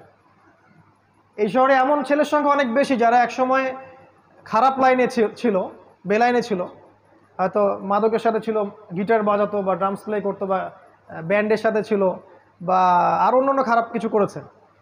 এ ধরনের অনেক মানুষ কিন্তু এই শহর ইসলামের দিকে আসছে। কিন্তু সত্যিকার অর্থে এই শহরের ইয়াং জেনারেশনকে ইসলামিক যে মোটিভেশন, ইসলামিক যে মানে গোল অফ লাইফ, এখান থেকে সরিয়ে দেওয়া হয়েছে। তারা এখনও জানে না যে তার জীবনের গোলটা কী। ফামান যুহজিহা আনিন নার ওয়া উদখিলাল জান্নাহ ফাকাদ ফাজ। যে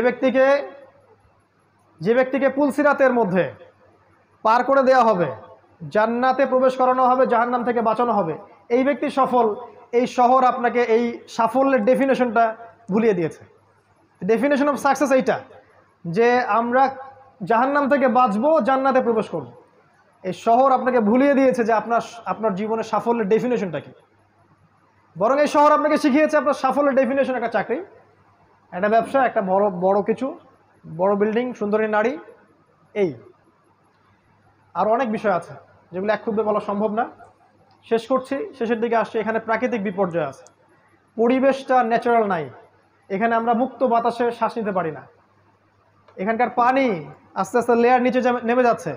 যদি আমরা বলি এটাও দলিল আছে কোরআন সুন্নাহয়, বলবে যে এরা পাগল হয়ে গেছে। এগুলোও থাকতে পারে।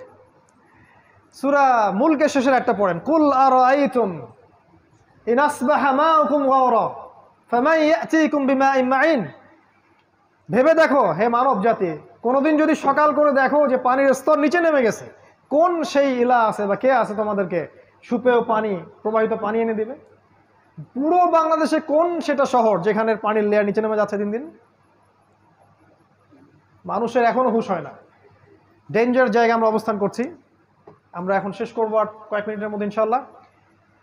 পরিবেশগত বিপর্যয়ের কথাই বলেন, নৈতিক অবক্ষয়ের কথাই বলেন, আপনার বস্তুবাদিতার কথাই বলেন, অর্থনৈতিক যে ইসলামিক ট্র্যাক থেকে সরে আসার কথাই বলেন, পলিটিক্যাল শিরকের কথাই বলেন, এই যে উঁচু বিল্ডিংয়ের কথা বলেন, এই যে বেহায়া নারীদের কথাই বলেন, নগ্নতা, অশ্লীলতা, আপনার পর্নোগ্রাফি, আপনার জিনা, সমকামিতা, সব কিছু কি আমাদের বড় বড় সায়েন্স, যেগুলো আপনি দেখবেন আপনার শহরে 100% মজুদ আছে। এবং এরকম যত শহর সারা ওয়ার্ল্ডে আছে তাদের মধ্যে আরও বেশি পরিমাণে আছে, তবে আমাদের শহরেও কম নাই। এই জন্য আমরা যখন এই শহরে প্রবেশ করি, ঢোকার সাথে সাথে মনে হয় যে আমরা ঢুকলাম in the city of Akhiruzzaman. এই জন্য আমি বলি Dhaka the city of Akhiruzzaman. আমার সাথে অনেকে একমত হতেও পারে, নাও হতে পারে। যারা দ্বিমত পোষণ করে তাদেরকে নিয়ে আমার কোনো মাথা ব্যথা নাই, তাদের প্রতি আমার কোনো আক্রমণাত্মক কোনো মনোভাব নাই। কারণ আমি যা বলছি বা আমরা যা বলছি এটা যদি সত্য হয়ে থাকে, হিস্ট্রি উইল রিমেম্বার ইট। এটাকে ইতিহাস মনে রাখবে ইনশাআল্লাহ। একসময় আমরা থাকবো না, তো মানুষ মনে রাখবে যে অমুক অমুক অমুক অমুক এই কথাগুলো আগেই বলে গিয়েছিল। আর যদি আল্লাহ না করুক এগুলো ভুল হয়, তাহলে ইতিহাস আমাদেরকে ভুলে যাবে, যেমন করে ইতিহাস অনেক মানুষকে ভুলে গেছে।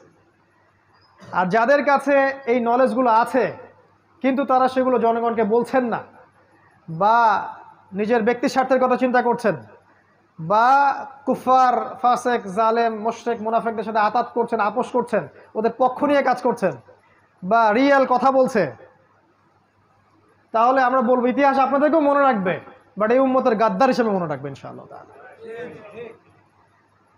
কি করবেন ঢাকাবাসী? সলিউশন আমি কয়েকটা বলতে পারি পয়েন্ট আকারে। আমার দৃষ্টিকোণ থেকে মনে হয় ফার্স্ট অফ অল আপনারা আপনাদের জীবনের উদ্দেশ্যটা ফিক্স করেন যে কী জন্য আপনারা পৃথিবীতে আসছি। আমিও কিন্তু ঢাকাবাসী। এখন আল্লাহ পাক আমাকে এখানেই জুড়াই দিয়েছেন তাকদীর।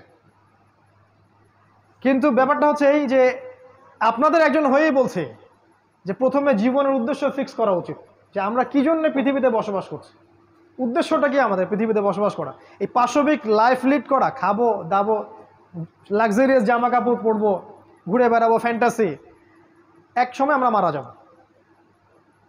এরপরে কি আসলে এর পরের জীবনটাকে নিয়ে পরকালের বান্দা হয়ে বাঁচার চেষ্টা করি, আর দুনিয়াটাকে প্রয়োজন মনে করি। দুনিয়া আমার হাজত, যতটুকু লাগে সন্তুষ্ট থাকি। 10,000 টাকায় সংসার চললে 20,000 টাকা দিকে না যাই, একতলা বাড়িতে হয়ে গেলে 2তলা বাড়ি করার ওদিকে না যাই, বরং ওই সময়টা আমরা আল্লাহর দিকে ব্যয় করি। এক কথায় জীবনের উদ্দেশ্য ফিক্স করি, ফামান যুহজিহা আনিন নার ওয়া উদখিলাল জান্নাহ ফাকাদ ফাজ। এই একটা মনে রাখবেন, যাকে জাহান্নাম থেকে বাঁচানো হবে এবং জান্নাতে প্রবেশ করানো হবে সেই একমাত্র সফল, আর কেউ সফল না। ওই যে ট্রাম্প, নেতানিয়াহু, এই হাবিজাবি, বাইডেন, এই যে যা যা আছে আমাদের, পুতিন টুতিন, ফেরাউন, নমরুদ, কেউ সফল না যদি না তারা পরকালে জান্নাতে যেতে পারে। কেউ সফল না। এরা যদি পরকালে জাহান্নামে যায়, ওইটাই আলটিমেট ওদের ধ্বংস। আর যে ব্যক্তি, আপনি আমি অমুক, আব্দুর রহিম, আব্দুল্লাহ, আব্দুর রহমান যে আছে, সে যদি পৃথিবীতে ওই শশা বিক্রি করে খায়, একটা ভ্যান চালায়, একটা রিক্সা চালায়, যাই চালায়, পরকালে যদি সে জান্নাতে যায়, এই ব্যক্তি সফল। সাফল্যের সংজ্ঞা আমাদেরকে আগে বুঝতে হবে। এটা ঢাকাবাসীর প্রতি প্রথম নসিহা। 2 নম্বর হচ্ছে যে বস্তুবাদিতা ছাড়তে হবে। বস্তুবাদিতা মানে দুনিয়াতে আসক্তি, ডুবে থাকা। আলহাকুমুত তাকাসুর হাত্তা যুরতুমুল মাকাবির, এই কনসেপ্ট থেকে বের হতে হবে। আল্লাহ পাক কিন্তু বলেছেন কাল্লা সাউফা তা'লামুন, ধমক একটা, অবশ্যই জানবে। সুম্মা কাল্লা সাউফা তা'লামুন, আবারও বলছি অবশ্যই জানতে পারবে। কাল্লা লাউ তা'লামুনা ইলমাল ইয়াকিন, একবারে বিশ্বাস নিশ্চিত জ্ঞানের সাথে জানবে কবরে গেলে কোনটা আসলে কি ছিল। লা তারাউন্নাল জাহিম, প্রত্যেক চোখ অবশ্যই জাহান্নাম দেখবে, তোমরা অবশ্যই জাহান্নামকে দেখবে। এবং সুম্মা লাতুসআলুন্না ইয়াওমাইযিন আনিন নাঈম, প্রত্যেক নিয়ামত সম্পর্কে আল্লাহ পাক আমাদেরকে জিজ্ঞাসা করবেন। এই নসিহত আমার প্রতি, আপনাদের প্রতিও, যে আমরা বস্তুবাদী না হই, দুনিয়ার বান্দা হয়ে না বাঁচি, পরকালের বান্দা হয়ে বাঁচি। আল্লাহ পাক দুনিয়াকে আপনার পায়ে এনে দিবেন ইনশাআল্লাহ। ফিরে একটাবার মনে নিয়াত করেন যে আমি আল্লাহর জন্য বাঁচবো, আল্লাহর জন্য মরবো, আল্লাহর জন্য আমার সালাত, আমার কোরবানি, আমার সব কিছু, দুনিয়ার যা যা প্রয়োজন আপনার, আল্লাহ আপনার পায়ের সামনে এনে হাজির করে দিবেন ইনশাআল্লাহ। দেখবেন এক জায়গায় গেছেন, আপনার জামা নাই, দেখবেন কেউ একজন জামা হাদিয়া দিয়ে গেছে, দেখবেন খেয়াল করে, যাচ্ছেন টাকা পয়সা নাই, কেউ হাতে টাকা দিয়ে চলে যাবে। শত শত এরকম মানে ঘটছে আমার জীবনেই, বলে শেষ করতে পারবো না। বললে আবার কিছু আমাদের উগ্রপন্থী ভাই আছেন, অতিরিক্ত মাত্রায় সহি, তারা বলবে আমি আবার সুফিজমে চলে আসছি। ভয় পাই আমি খুব তাদেরকে নিয়ে আর কি। তারা অলওয়েজ আমার কথাগুলোকে মার্ক করে, বা আমাদের কথাগুলোকে, একটা যদি স্লিপ অফ টাং বের হয়েছে এইটা নিয়ে কথা হবে আসে। মানে কে যেন ওদেরকে দায়িত্ব দিছে যে এটাই তাদের দায়িত্ব। ভাই, এই সময়টা আল্লাহর ওয়াস্তে দিনের পথে ব্যয় করেন। আপনি আপনার জায়গা থেকে কিছু উম্মার জন্য কিছু করেন, অনেক ভালো হয়। বা আমরা যদি ভুল করে থাকি, স্বাভাবিক, একটা মানুষ তো ভুল করতেই পারে, আপনি ভুলটাকে কনস্ট্রাকটিভলি ধরায় দেন, আসেন ডিসকাস করেন যে কোনটা ঠিক কোনটা বেঠিক। এমন তো হতেই পারে যে আপনার বুঝের চেয়ে এই বুঝটা বেটার। এমন আপনি যে স্কলার শায়েখ পূজা করছেন, তারা তো মাযহাব মানে না, কিন্তু শায়েখ পূজা ঠিকই করে। তো শায়েখ যে পূজা করছেন, সেই শায়েখের চাইতে অন্য একটা শায়েখের কথা তো বেশি বেটার হতেও পারে। কেমন করে ধরে নিলেন যে এই ব্যাখ্যাটাই চূড়ান্ত? সালাফদের ব্যাখ্যাই নিব, ঠিক আছে, বাট সালাফরা এতটা বোকা ছিলেন না, তারা কোরআন সুন্নাহকে দিয়ে জগৎকে ব্যাখ্যা করতেন না, এমন ছিলেন না তারা। তো ব্যাপারটা এরকম, আমরা বস্তুবাদী না হই, আমরা জীবন উদ্দেশ্যটা ফিক্স করি, দুনিয়াকে প্রয়োজন মনে করেন, ইনশাআল্লাহ দুনিয়াকে আল্লাহ পাক আপনার পায়ের সামনে এনে হাজির করাবেন ইনশাআল্লাহ। আর 3 নম্বর একটা নসিহা হচ্ছে আপনি হালাল রিজিকের সোর্স করেন, হারাম রিজিকের দিকে যায়েন না। আমরা যত পরিশ্রম করছি, শিক্ষা, এই যে আমাদের ছোটাছুটি সকাল থেকে সন্ধ্যা পর্যন্ত, তার মূল একটাই কারণ, রিজিক। আর এই রিজিকটা নেয়ার জন্য আমরা কিন্তু হালাল হারামে পরোয়া করছি না। শুধু এতটুকু ফিক্স করেন মাথার মধ্যে, হালাল খাবো, হারামে যাব না। আল্লাহ তুমি আমার জন্য একটা হালাল রিজিকের ব্যবস্থা করে দাও, হোক সেটা ছোট, আমার পরিবার যেন চলে যায়। এবং ঢাকায় এরকম রিজিকের অনেক সোর্স আছে, এটা আমার চেয়ে আপনারা ভালো জানেন। অতএব হালাল রিজিকে থাকেন, হারামে যায় না। কোনোভাবেই সুদের সাথে আপোষ করেন না, ঘুষের সাথে আপোষ করেন না, দুর্নীতি করেন না। কোনোভাবেই আপনি প্রতারণা করেন না, অন্যের সম্পত্তি আত্মসাৎ করেন না, জুলম। 4 নম্বর বলবো পারিবারিক ব্যাপারটা। আপনার পরিবারটাকে আদর্শ পরিবার গড়ে তোলার চেষ্টা করেন। এমন একজন জীবন সঙ্গিনীকে বিয়ে করেন যে আপনাকে আল্লাহর পথে এগিয়ে যেতে সাহায্য করবে। একজন স্ত্রী যদি আপনার ঘরে থাকে যে দিন বোঝে এবং যে আপনার কনসেপ্টের সাথে একমত এবং যে চায় যে আপনি দিনের জন্য কিছু করেন, আপনার জন্য নামাজে দোয়া করে, আপনার দিনের বিষয়গুলো গুছায় দেয়, এমন স্ত্রী ঘরে থাকলে ওই স্বামী বিশ্ব জয় করতে পারবেন ইনশাআল্লাহ। আর যদি এমন স্ত্রী আপনার ঘরে না থাকে, আপনার পুরো জীবন এই স্ত্রীর পিছনে কাটাইতেই শেষ হয়ে যাবে। এই পুরো বিষয়টাই আপনার জন্য ফিতনা হয়ে যাবে। ইন্নামা আমওয়ালুকুম ওয়া আওলাদুকুম ফিতনাতুল লাকুম, এরকম হয়ে যাবে আর কি। তো আদর্শ পরিবার গড়ার জন্য স্ত্রী খুব ইম্পর্টেন্ট একটা টপিক। ভুল করবেন না, এমন কোনো ভুল সিদ্ধান্ত নেবেন না যে রূপের কারণে বা বংশের কারণে বা টাকা পয়সা দেখে বিয়ে করেছেন, পরে আপনি আর অ্যাডজাস্ট করতে পারছেন না, দেখলেন যে তার মধ্যে দিনদারিতা বাদ দিয়ে সবই আছে। এমন জায়গায় যায় না, দিনদারিতা থাকলে ওইটা নিয়ে থাকেন, বাকিগুলো ইগনোর করেন। সন্তান যখন হবে তাদেরকে প্রত্যেককে আদর্শ সন্তান হিসেবে মানুষ করতে হবে। সন্তানদের খাবারের ব্যাপারে সচেতন থাকবেন, ওদের পড়াশোনা, ওদের কার সাথে মিশছে, বেশি ডিভাইস দিবেন না, আর ডিভাইস কেন্দ্রিক জীবনযাপন থেকে বেরিয়ে আসার চেষ্টা করেন। এগুলো ভালো হবে ইনশাআল্লাহ। আমি আরও বলবো যে এখানে আরও নাসিহা হচ্ছে যে জ্ঞান অর্জনের পিছনে সময় দেন, আমল করার আগে জ্ঞান।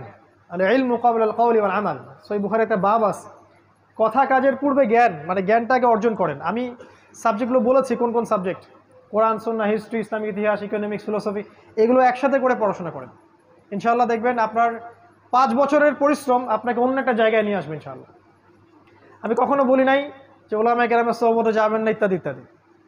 আমি বলেছি শুধুমাত্র একটা ঘরানার ওলামার কাছেই পড়ে থাকবেন না, সমস্ত ওলামায়ে কেরামকে ভালো চোখে আগে দেখতে শেখেন, সবার কাছ থেকে জ্ঞান নেওয়া শেখেন। যদি আপনি শুধুমাত্র সালাফিজমেই থাকেন, আমাদের সোকল্ড সালাফিজমের কথা বলছি, তাহলে তো আপনি কমই ঘরানার আলেমের কাছে জ্ঞান পাবেন না, সিম্পল। তাহলে মনে হবে যে এদের কাছে কোনো জ্ঞানই নাই। এটা তো অহংকার, কেবর, যেটা ইবলিসের ছিল। কি করতে হবে? খোলা মনে সব আলেমের দ্বারস্থ হন এবং সবার কাছ থেকে জ্ঞান নেন, সবার ভালোটাকে নিয়ে নেন, খারাপটা ছেড়ে দেন। কারণ এমন কোনো আলেম আপনি পাবেন না যার 100% পারফেক্ট। আর আমাদের কিছু ভাই চায় 100% পারফেক্ট একজন মানুষ আসুক, আমরা তার আনুগত্য করবো। আসলে এমনটা হবে না। জিবরাইল আলাইহিস সালামকে যদি পাঠানো হয়, এরা তার প্রতি সন্তুষ্ট হবে না, বলবে আপনার পাখা কেন, আপনি মানুষ না কেন, আপনার পাখার দলিল কোথায়? এদের কাছে সময় নষ্ট করেন না, সমস্ত ওলামায়ে কেরামকে শ্রদ্ধা করেন। আমার ভিউ বলছি, প্রত্যেকটা ওলামায়ে কেরামকে শ্রদ্ধা করেন, সম্মান করেন, তাদের সোহবতে যান, জ্ঞান শিখেন, কিন্তু এই সাবজেক্টগুলো এড়িয়ে যাবেন না। শুধুমাত্র ইসলামিক লাইনের এই কয়েকটা সাবজেক্ট পড়ে আপনি এখনকার বিশ্বকে বুঝতে পারবেন না। একই সাথে অ্যাট দ্য সেম টাইম আপনি শুধু জেনারেল লাইনের এই কয়েকটা সাবজেক্ট পড়ে আপনি সব কিছুকে ডিল করতে পারবেন না। একটা কনস্ট্রাকটিভ সিলেবাসে আসেন, এটাকে মিউচুয়াল করে সামনে যান। ইনশাআল্লাহ 10টা বছর পরিশ্রম করলে ইনশাআল্লাহ রেজাল্ট পাওয়া যাবে। এর সাথে আমি বলবো আল্লাহ পাক যেন আমাদের সবাইকে তৌফিক দেন যে জানা অনুযায়ী আমলটা যেন করতে পারি। আর এর সাথে আমি একটা কথা বলবো ঢাকাবাসীর জন্য, গ্রামের বাসাগুলোকে প্রস্তুত করে রাখেন। আপনি শহরে চিরদিন থাকতে পারবেন না। ওয়াইম মিন ক্বরিয়াতিন ইল্লা নাহনু মুহলিকুহা ক্বাবলা ইয়াউমিল কিয়ামা আও মুআযযিবুহা আযাবান শাদীদা। ব্যাখ্যা ওদের কাছে শুনে নেন কি বলে, আমরা অনুবাদ বলছি। এমন কোনো কারিয়া নাই যাকে আমি কিয়ামতের আগেই ধ্বংস করব না। আও মুআযযিবুহা আযাবান শাদীদা, অথবা কঠিন শাস্তি প্রদান করব না, এমন কোনো শহর নাই পৃথিবীতে। কানা যালিকা ফিল কিতাবি মাসতুরা, অনেক আগেই এটা কিতাবে লেখা হয়ে গেছে। ভূমিকম্পের মাধ্যমে হোক বা আপনার মহামারীর মাধ্যমে হোক বা আরও বড় কোনো গজবের মাধ্যমে হোক, ঢাকা উইল কলাপস। কোনো শহর কনস্ট্যান্ট থাকবে না। হিজরত, আপনার গ্রামের বাড়ি, আপনার এই যে সেখানকার কৃষিভিত্তিক অর্থনীতি, ভালো অর্গানিক ফুড, এগুলো তো অভ্যস্ত হন, ওখানে যাওয়া আসা শুরু করেন। ঢাকা আপনাকে ছাড়তে হতে পারে সামনে, ওয়ার্ন করছি আমরা। এবং এরকম বড় বড় শহরগুলো, আর সবচেয়ে বড় কথা হচ্ছে যে এই শহরটা উৎপাদন কেন্দ্রিক নয়, আমদানি রপ্তানি কেন্দ্রিক। একটা মালহামা সবকিছুকে ব্লক করে দিবে, এখানে যারা থাকবে তারা আফসোস করবে যদি আমরা এখান থেকে আগে লিভ করতে পারতাম। এটা প্রস্তুতি রাখেন। সর্বোপরি আল্লাহ পাক আমাদেরকে যতটুকু নিয়ামত দিয়েছেন, আমাদের জ্ঞান, আমাদের টাকা পয়সা, আমাদের স্ত্রী সন্তান, আমাদের এই যে জামা ইমারা, এগুলোকে দিয়ে দিনের খেদমত করার চেষ্টা করেন যতটুকু পারেন ইনশাআল্লাহ। সমসাময়িক বিষয়গুলো পড়েন, আগামীর জন্য প্রস্তুত থাকেন এবং আপোষে ইখতলাফ না করে, যারা ইখতলাফ করে ওদেরকে ভুলে যান। আপোষে যারা ইখতলাফ করে না, ওয়ানুম্মা ওয়ান জামা কনসেপ্টে বিশ্বাস করে, এই মানুষগুলোকে নিয়ে শান্তিপূর্ণভাবে মাক্কি জীবনে রাসূল সাল্লাল্লাহু আলাইহি ওয়াসাল্লাম যেভাবে এগিয়ে গিয়েছিলেন, আপনার এই শহরটা হচ্ছে কোনো বেটার জায়গা নয়, এইভাবে এগিয়ে গিয়ে আপনি একটা জামা বা একটা কমিউনিটি গড়ে তোলার চেষ্টা করেন। এটার খুব অভাব সারা দেশে। এটা যদি করতে পারি ইনশাআল্লাহ তাআলা, আল্লাহ পাক আমাদের মধ্যে একটা রুহামা দিবেন, একটা জামা দিবেন, একটা সুন্দর মৈত্রী ভালোবাসা থাকবে এবং এই শহরের যে জাহিলিয়াতগুলো আছে এগুলোকে স্কিপ করা আমার জন্য সহজ হবে, কারণ একা একা আপনি কিছুই করতে পারবেন। আল্লাহ পাক আমাদের সবাইকে আলোচনাটা শুনে বুঝে আমল করার তৌফিক এনায়েত করুন, আমিন। আজকের সময় আসলে সংক্ষিপ্ততার কারণে অনেক বিষয় স্কিপ করে গেলাম। ইনশাআল্লাহ তাআলা আগামীতে আমরা এটা নিয়ে বিস্তারিত আলোচনা করব ইনশাআল্লাহ। আকুলু কওলি হাযা আস্তাগফিরুল্লাহ ওয়া লাকুম ওয়া লিসাইরিল মুসলিমিন। বারাকাল্লাহু লানা ওয়া লাকুম বিল আয়াতিল হাকীম ইন্নাহু তাআলা জাওয়াদুন কারীমুন রাউফুর রহিম। আসসালামু আলাইকুম ওয়া রাহমাতুল্লাহ। ভাই আসেন। ঠিক আছে, সমস্যা নেই, একই বিষয়।